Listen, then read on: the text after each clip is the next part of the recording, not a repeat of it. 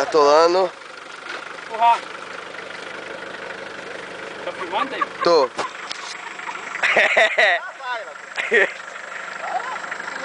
Olha o estrago. Olha o estrago do menino. Não, David, isso que você tá fazendo é maravilhoso. Que se a mulher não acreditar, tem a prova. É. Já pode ir até pra zona depois. Dá uma balançada ela ali.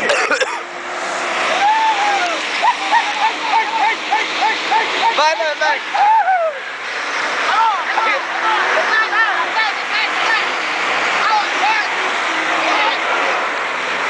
É, caralho. Mete o pau pra frente. Situação, hein? Olha só. Olha aí. Um recado pra Josi. Olha, mulher, é o que eu tô sofrendo aqui. Tá filmando? É fácil, pescar é assim, ó.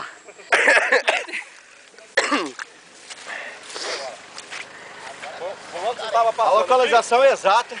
Nós estamos no meio da selva amazônica. Aí tá ruim, viu? 5 quilômetros do rio São Benedito.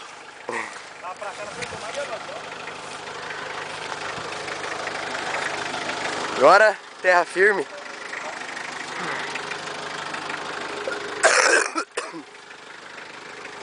Isso aqui, ó. É o câmbio normal, esse aqui é o câmbio da tração. Isso que tirando do lugar.